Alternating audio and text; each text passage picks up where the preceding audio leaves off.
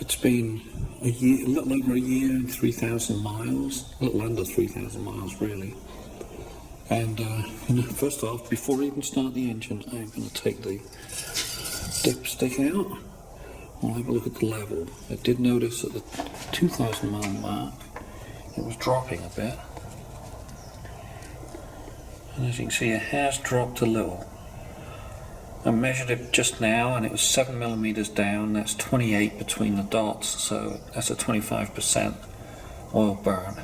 It was 50% before I put the Restore and Protect in, so that seems to be an improvement.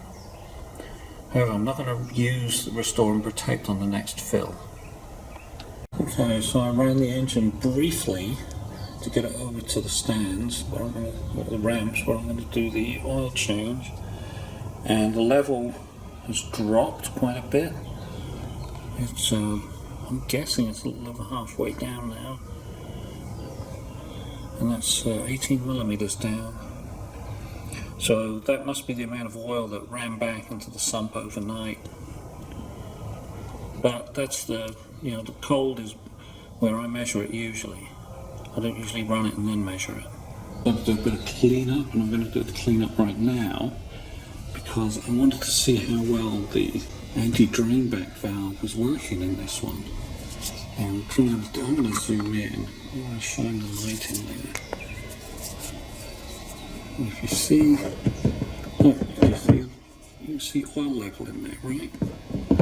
Yeah, that means the anti-drain back valve is actually working, which is good. The Bosch one, the Bosch filter I've had on before, and then the other car didn't do a thing, it just drained completely out. So this one is holding oil.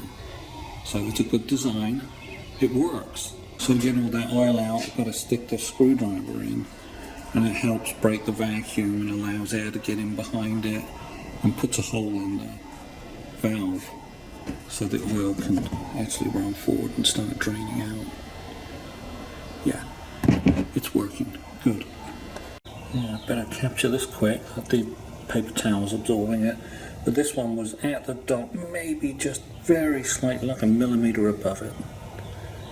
So the engine has run, so it's filled up all the oil passages, so this is kind of like the second reading I took. So maybe it has lost, half of it, but it just fills up overnight, draining back through the oil pump, whatever.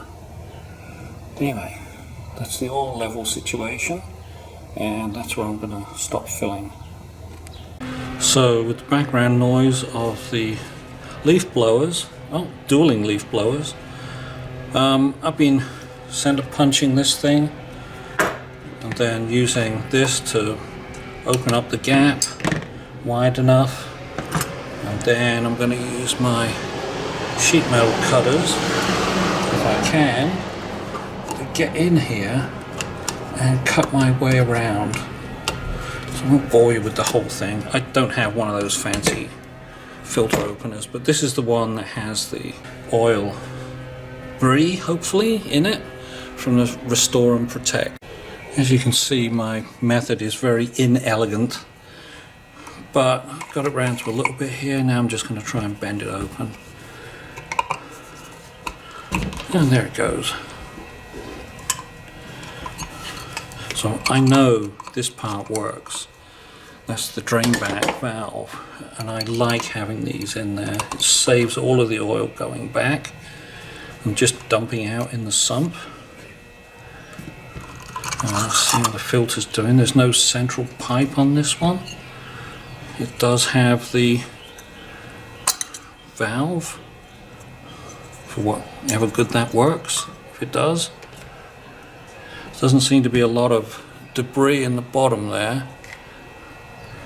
Surprising because of the crude method I've got here. And I'll have to cut these off to see how they're getting on so I can stretch it out. Okay, so I do like these capped ends. I find them, oil has to go through the filter element. There's no way it can bypass and go down through the sort of grooves at the end of these. Let's see if I can spot you that. You see it? Yeah, there's a little plastic cage in there. So that's a pretty good full flow area. I notice the inside's a bit lighter than the outside. Okay, I'm going to see if I can cut that off now. Okay, so I had to go around with the tin snips, just snipping through, and I got the knife out and I was cutting it, and then the end cap came off, and then there's a sort of seal here, and I'm cutting into that other bit. Anyway, got that bit off. And I'm going to do the same this. Maybe I'll just try the knife, see if that goes all the way through easily. Yeah, not easy.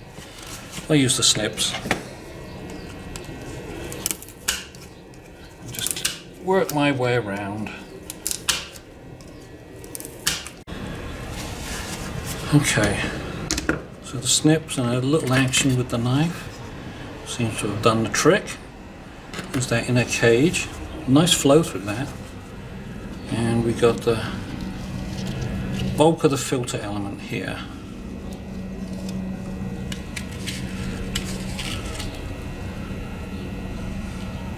I don't see a lot of debris in there, really. I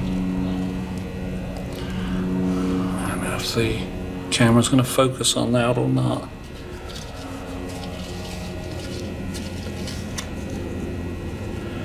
There's no black carbon flakes in there. There's no metal that I can see in there.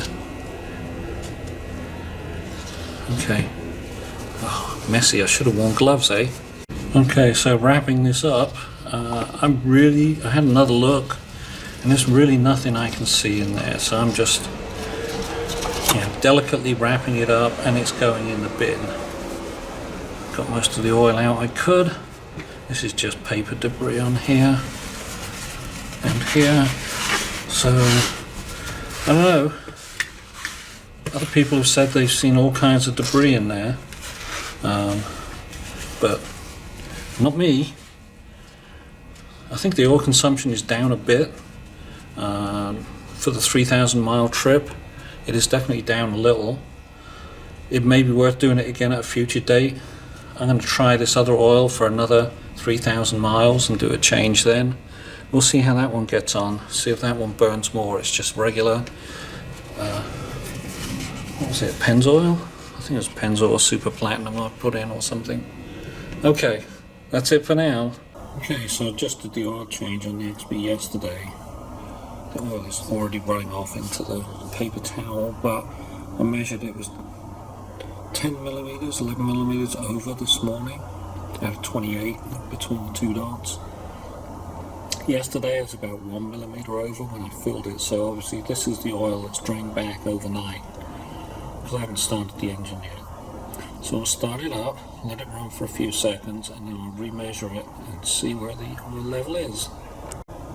Okay, so I fired it up for about a minute, let the revs calm down to about 1,000, then just shut it off, and here we are at about 3 millimeters over the dot. So yeah, there is some gulp that just sits in the engine. This is about a minute after I shut it off too, so